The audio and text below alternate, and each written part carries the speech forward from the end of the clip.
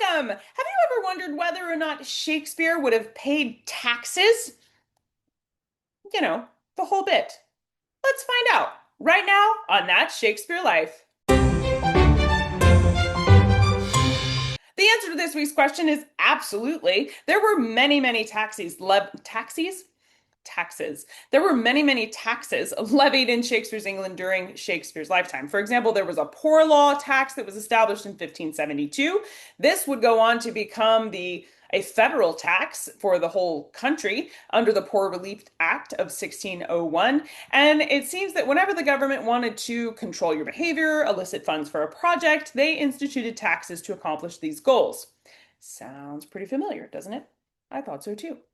According to the National Archives, taxes on individuals during the early modern period were levied to provide income to specific items of expenditure. For example, military campaigns. They would levy taxes to raise money to go to war. Each tax was levied for its individual purpose, and the grants and levies would specify the details about how much money you made, would determine what you had to pay in taxes, whether or not you could be exempt, the rate of, the percentage or the determination of how much you would have to pay, the number of installments, which was called collections, and the dates on which they were to be collected. Taxes were generally granted by Parliament, but there were some taxes that were imposed directly by the reigning monarch. Then there were still things like forced loans and benevolences that the National Archive calls, quote, little more than official extortion. I knew it. I knew it. I knew it. It's definitely how I feel when we have to pay taxes.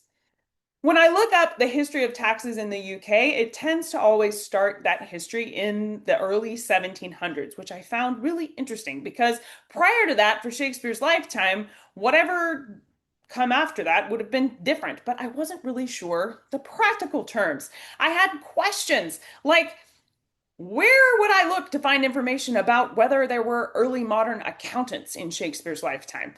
Is there, I think the analog for the US's IRS in the UK is called Her Majesty's Revenue something. It stands for HMRC or the letters. I'm sorry, I don't live there. I don't know the letters. But basically, was there that for Shakespeare's lifetime? When did they get started?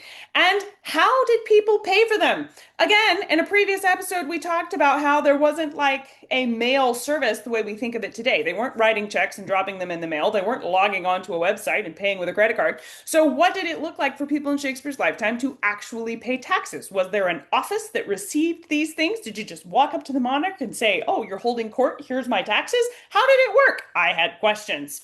I didn't know the answer to any of these questions, but it seemed like a lot of fun to find out.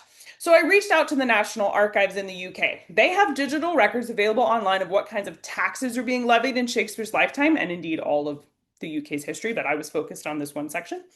And I asked the research department for some direction to where to look to find the answers to all of these questions. Well, their research thing says that they take 10 days to get back with me, so I'm updating you here, and I will have a part 2 to this episode where we answer these questions based on what I'm able to find out when the National Archives let me know exactly which direction to go in to find these answers.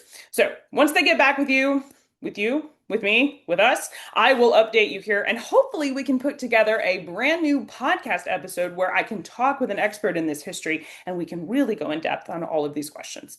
So stay tuned, more to come, but that's it for this week. Thank you for watching. I'm Cassidy Cash, and I hope you learned something new about the Bard. I'll see you next time. Bye-bye. If you like walking around in turn of the 17th century England to see the sights, smell the smells, play the games, and maybe even haunt an old theater or two, then this is the place for you.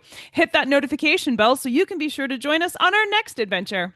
I'll see you in the next episode.